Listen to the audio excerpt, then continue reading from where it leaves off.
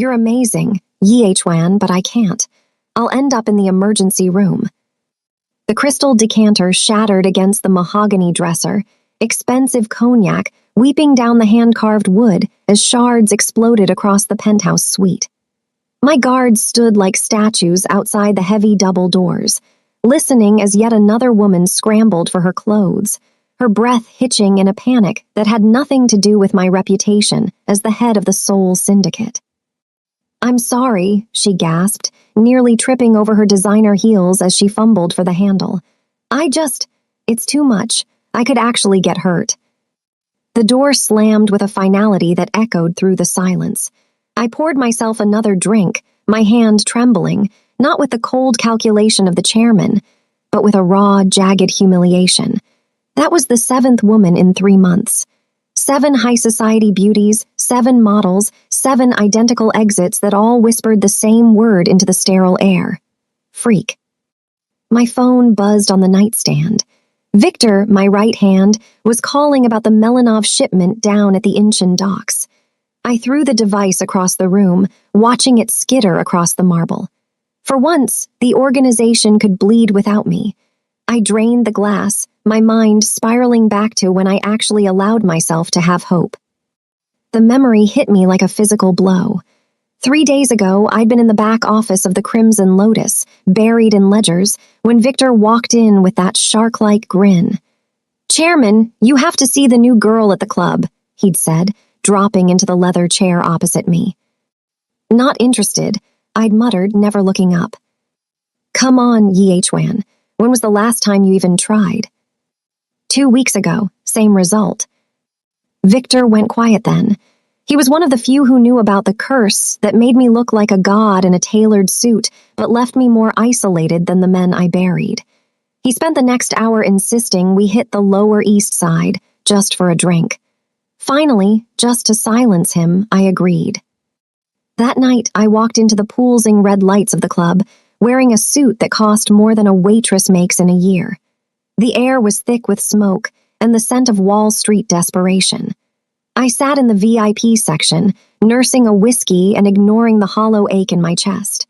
I had built an empire by 30, but I couldn't keep a woman for an hour once the lights went down. Then the spotlight shifted. The woman who walked out, Nya Monroe, made the air leave my lungs. She moved with a confidence that didn't apologize for existing, her dark, coiled hair catching the light as she scanned the room with eyes that had clearly survived a lifetime of storms. "That's her," Victor whispered. "She's been here 2 months. Every guy in this room wants a piece, but she doesn't give anyone the time of day." I watched her, and for the first time in years, something shifted. It wasn't just the sight of her, it was the recognition. She had the look of someone who wasn't afraid of the dark, and for a man like me, that was the most dangerous hope of all. The pulsing bass of the Crimson Lotus vibrated through the floorboards, a relentless heartbeat that matched the agitation in my chest.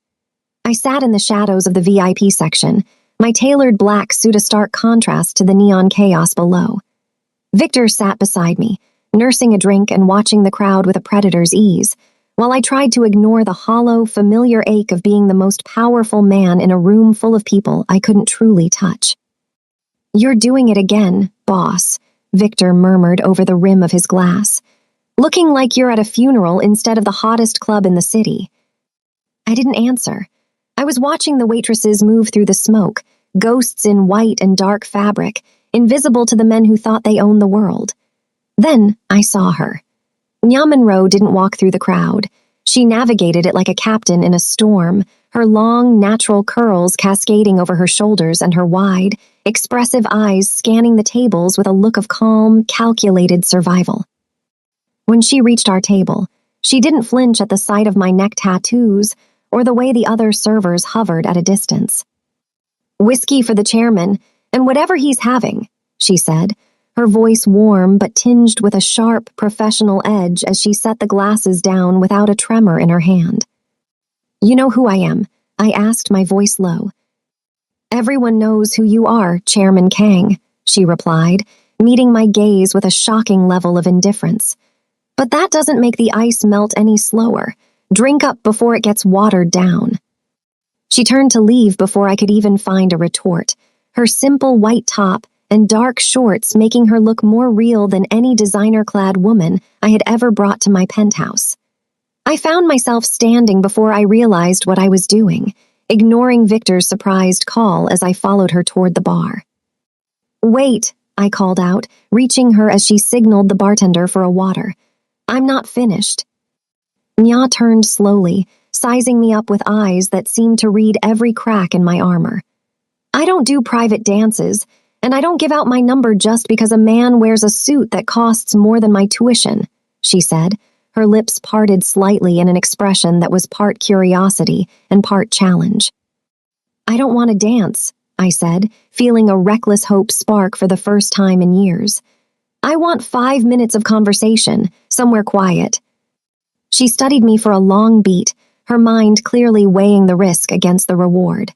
Finally, she gestured toward a corner booth, her old, weary eyes searching mine for a truth I wasn't sure I was ready to give. 5 minutes, Chairman, clock's ticking." The following evening, I stood outside the gleaming glass entrance of a restaurant that usually required a 6-month wait, checking my watch with a hand that refused to stay steady. When the yellow cab finally pulled to the curb and Nya stepped out, the breath left my lungs.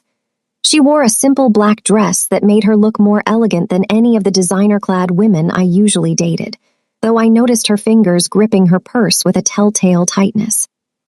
Inside, the atmosphere was one of stifling, high-end luxury, but Nya navigated it with the same quiet strength she used to handle the rowdy crowds at the club. We sat at a private corner table overlooking the city, the light catching the natural coils of her hair. She ordered water, matter-of-factly mentioning her mother's decline as the reason she avoided family traditions involving a bottle. "So, Chairman," she said, leaning forward with eyes that missed nothing, "what's your damage? Why can't the most eligible bachelor in the city keep a girlfriend for more than a month?" The question hit me like a physical blow. I took a deep breath, realizing this was the moment where everything would either fall apart or impossibly come together. "I have a complication," I finally admitted, shifting uncomfortably in my expensive suit. "A physical thing. 7 women have walked out on me in the last 3 months because of it. I'm tired of being a freak, Nya." I waited for the flinch, the panic, or the sudden excuse to leave. Instead, Nya didn't move. She didn't look away. "How complicated are we talking?" she asked, her voice dropping into a professional, clinical tone. "I'm a nursing student, Yi-Hwan. I've seen every body type imaginable in the clinics. If you think I'm going to run because of biology, you don't know me at all." I looked at her, stunned into a heavy silence. I had spent years hiding in a fortress of power to mask an insecurity that made me feel subhuman, yet this woman was treating my deepest shame like a clinical problem to be solved. "I'm too big," I whispered, the words feeling like shards of glass in my throat. "Every woman I've been with says it's too much, that I'll hurt them. They panic and they leave." Nya reached across the table, her fingers brushing mine for just a second, a spark of recognition passing between us. "Listen to me," she said, her gaze burning with a truth that needed no further proof. "We'll figure it out together, like adults who communicate and don't panic at the first sign of difficulty." I looked down at our joined hands, marveling at the absurdity and the grace of it. For the first time in my life, I wasn't being looked at as a monster or a conqueror, but as a man who finally had a chance to not be alone. The following 2 days were a blurred chaos of meetings, threats, and tense negotiations. The fragile peace I had found in Nya's presence was shattered when Victor burst into my office with a grim look that signaled a war I hadn't authorized. Melanov's nephew had been found dead in the Hudson, and the Russian family was already screaming for blood, convinced the Seoul Syndicate had ordered the hit. My blood went cold, not out of fear for my organization, but because I finally had something real to lose. Trust was shattered across the city, and every captain was on edge as the Melanov family prepared for a devastating move. I had to prove my innocence while simultaneously investigating which of my own men had been stupid enough to play games behind my back. It turned out to be a hothead named Polly, who had been skimming from our gambling operations, and panicked when the Russians started asking questions. I had him delivered to Melanov's people in a trunk, a clear message that I handled my own problems and did not tolerate disloyalty, but the damage was irreversible. Through the spiraling violence, Nya remained my only anchor. She sent little messages that made me smile despite the blood on the horizon, photos of her cat, complaints about her pharmacology professor, and stupid memes that always landed at exactly the right moment. When she finally called on the third night, her voice was calm and steady. "You've been quiet," she said. "Work stuff. It's complicated," I managed, my hand tightening on the phone. "The kind of complicated where people end up dead?" she asked. I froze, realizing that for the first time I couldn't hide the monster behind the suit. I sat down on my couch, suddenly exhausted, and told her the truth. "Yes, someone tried to start a war. I handled it, but it was close."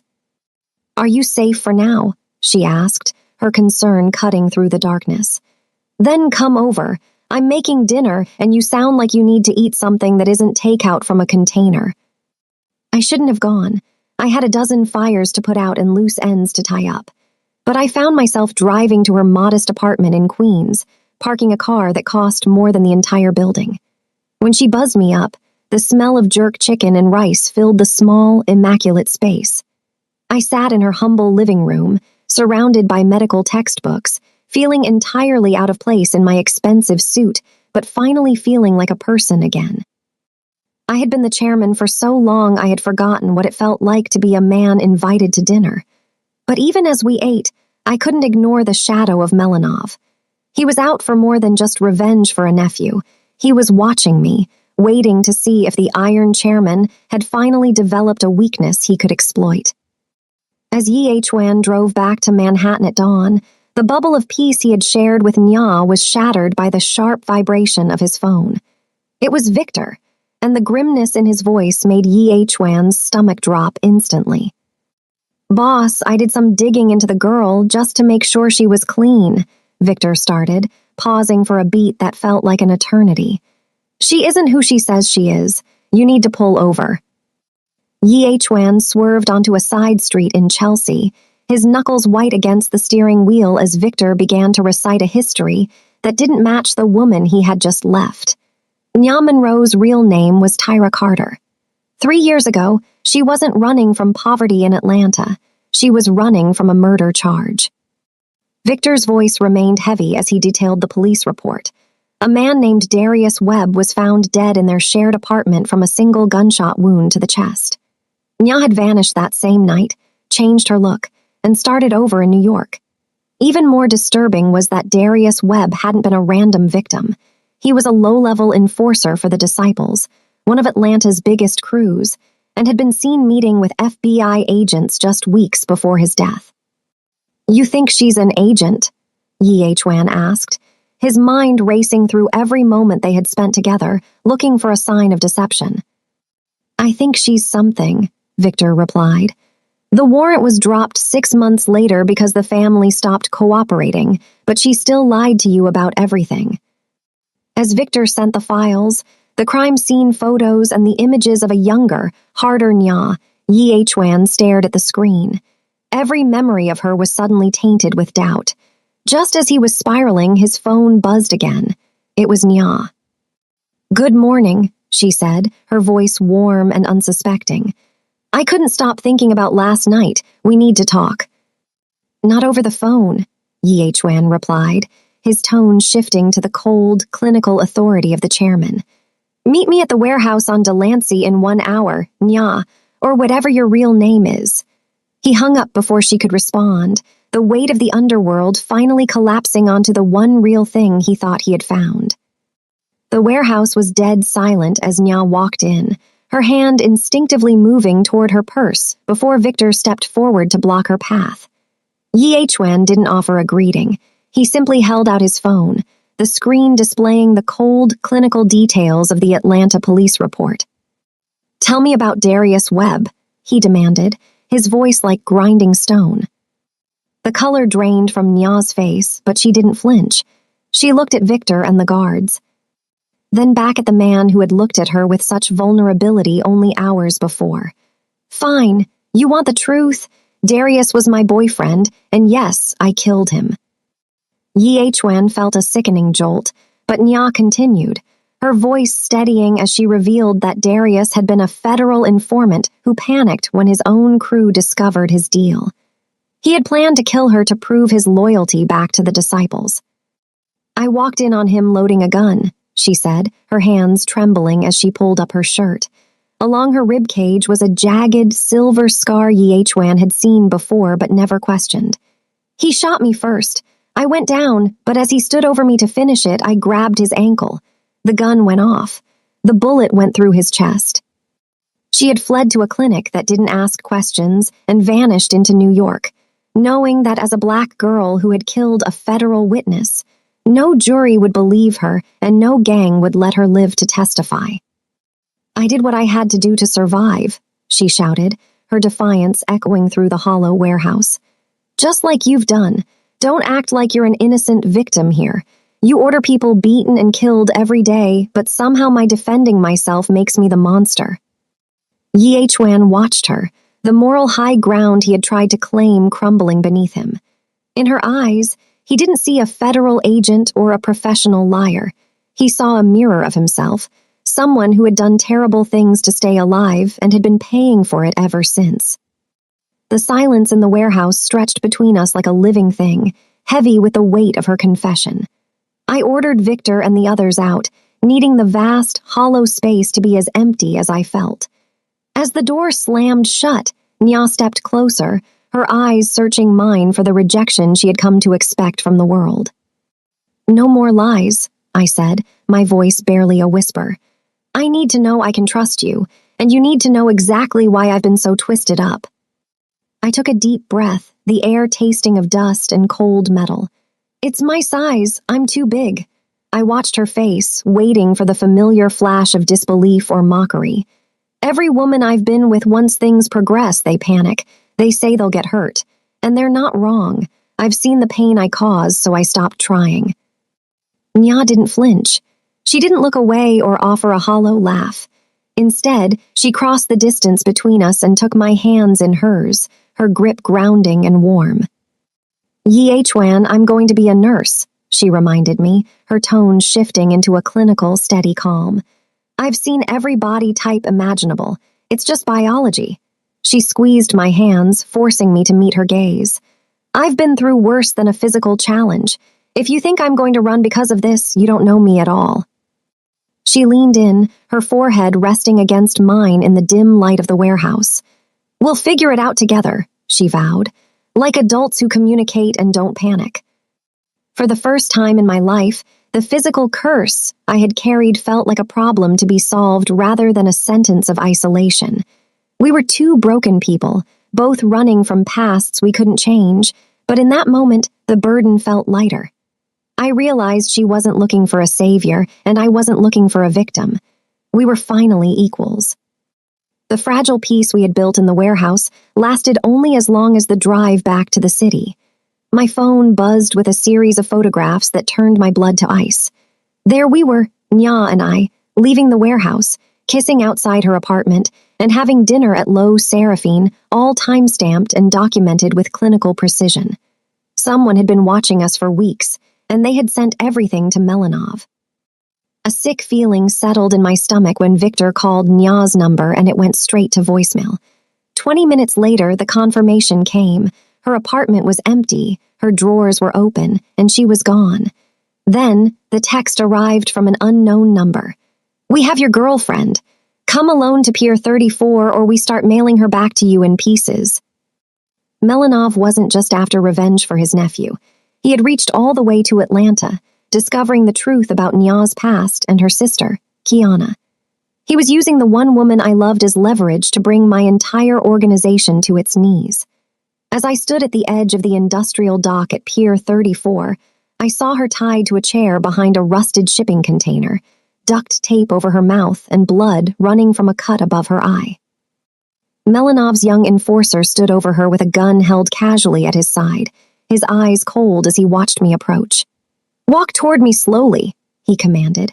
I looked at Nya, and even through the blood and the tape, her eyes burned with a raw, unfiltered fury rather than fear.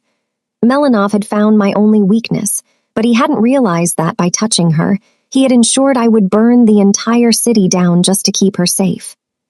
The warehouse air felt like poison as I watched the life I had built start to crumble under the weight of Melanov's demands. Victor stood beside me, his face a mask of grim calculation, but my mind was already blocks away, focused on the image of Nya tied to that chair at Pier 34. I knew exactly what Melanov wanted. He wanted to take out both the chairman and the girl, leaving my organization in a state of absolute chaos. "It's a trap, Yi Chuan," Victor hissed, his hand resting on his weapon. "He doesn't just want her. He wants to end you and seize everything." I looked at the burner phone in my hand, the screen glowing with a contact I had spent my entire career avoiding, Agent Leia Chin. For 3 years, the FBI had been hunting for Tyra Carter, and now she was sitting right next to the biggest target in New York organized crime. I realized then that the only way to save her wasn't through a gunfight, but through a total surrender. I hit the dial button, the silence in the room stretching until a cold, professional voice answered. "Agent Chin," I said, my voice steady despite the hammer of my heart against my ribs. "This is Chairman Kang. I believe we have something to discuss, but I have conditions." I laid it out clearly. I would give them everything. Every ledger, every shipment, every bribed official in Melanov's network and my own. I would dismantle the Souls Syndicate piece by piece. In exchange, the warrant for Tyra Carter would vanish, her record would be wiped clean, and her sister, Kiana, would be placed under immediate federal protection in Atlanta. "You'd burn your entire world for a waitress?" Chin asked, her tone shifting from suspicion to genuine shock. "There is no world without her," I replied, staring at the floor-to-ceiling windows that looked out over the city I was about to abandon. "Not anymore." Victor's eyes went wide as he realized what I was doing. I was making a deal with the devil to save the only person who had ever seen me as a man instead of a monster. By the time I hung up, the wheels were in motion. The Iron Chairman was dead. The only thing left was a man willing to burn it all down for one chance at a real life. The antiseptic scent of the city's high-rises had long since faded, replaced by the smell of diesel and salt as the boat rocked gently against the pier. Victor stood at the helm, his expression grim as he steered us toward the designated meeting point where Agent Leia Chin and the federal authorities waited to take us into a new, uncertain life.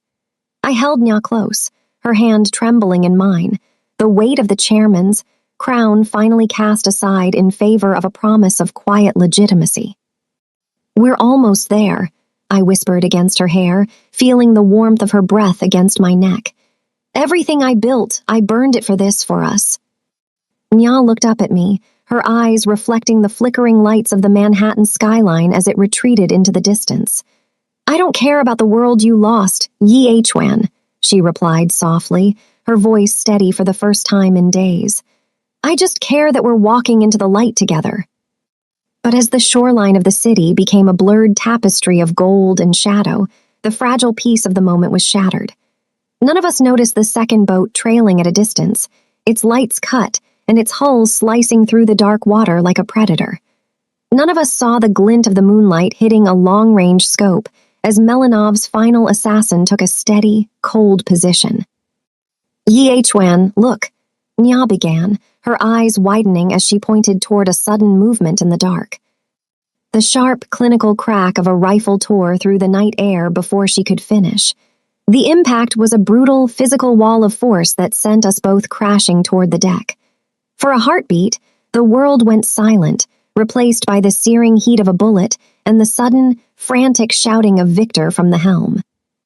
As the screen of my vision flickered and the darkness began to take hold, a voice, Melanov's, seemed to echo through the cold wind of the river. "Did you really think I'd let you walk away?" The boat lurched, the city lights spun, and the last thing I felt was Nya's hand slipping from mine as the water took us both.